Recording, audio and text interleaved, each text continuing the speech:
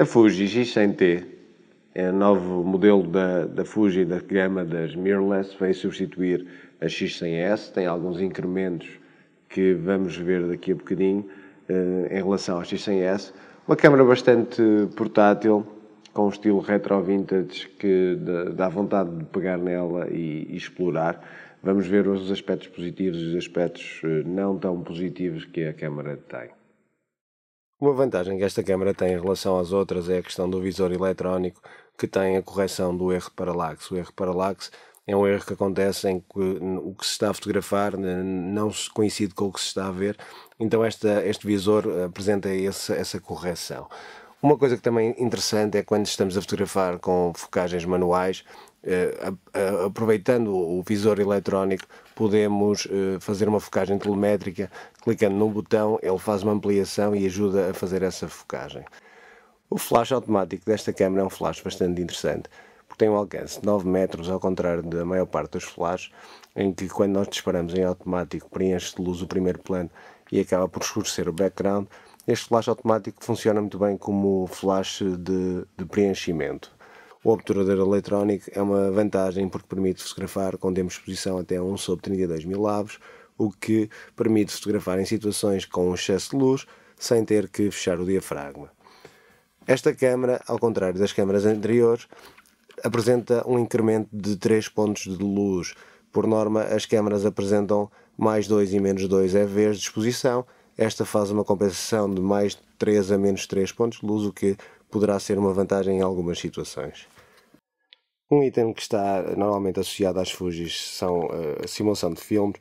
Esta câmera também tem, e tem aqui, entre vários, tem o Classic Chrome, que é um filtro bastante interessante, simulando os filmes analógicos, em que a Fuji sempre foi bastante boa. Tem outros filtros também que funcionam bastante bem, como os filtros preto e branco, e é uma boa forma de serem mais criativos a nível fotográfico. Algo que está associado a esta câmera e que não é de todo intuitivo são os controlos de programas. Se nós estivermos na roda de controle de tempo de exposição com tempo de exposição X e na roda de controle das aberturas com uma abertura Y, estamos a fotografar em manual. Se estivermos em A na roda de controle de variável exposição e estivermos a controlar a abertura, estamos em prioridade à abertura, como se pode ver também depois no ecrã da própria câmera.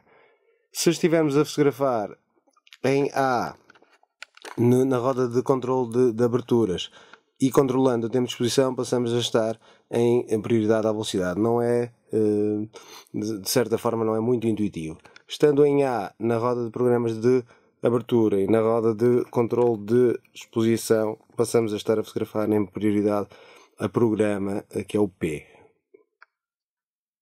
O controle de ISO nesta câmera acaba por ser um bocadinho estranho, porque apesar da câmera ter a opção de ISO 100, essa opção não está ativada, assim como incrementos de ISO mais alto. Ela apresenta um ISO mais alto de 6400 ativo, e depois tem outras opções, outras extensões que não estão ativadas e que deveriam estar ativadas por defeito. O anel de controle de abertura encontra-se entre o corpo da câmera e a objetiva. Existe muito pouco espaço entre a objetiva, porque é uma objetiva com poucos milímetros de distância focal, e torna-se um bocadinho complicado, pelo menos no início, quando não se tem ainda o hábito de manusear esta câmera, controlar a abertura.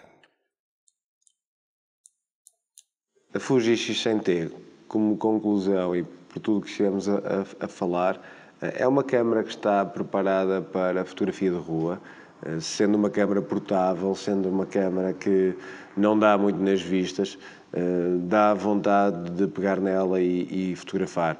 Apesar dos controles variáveis não serem assim tão intuitivos como estivemos a ver, dá também essa perspectiva ao fotógrafo de controlar as variáveis de forma diferente de uma câmera mais tradicional, de uma câmera reflex, por exemplo, e de certa forma dá vontade de ser mais fotógrafo, porque o controle das variáveis é mais estilo analógico. Depois é pegar na câmera e disparar.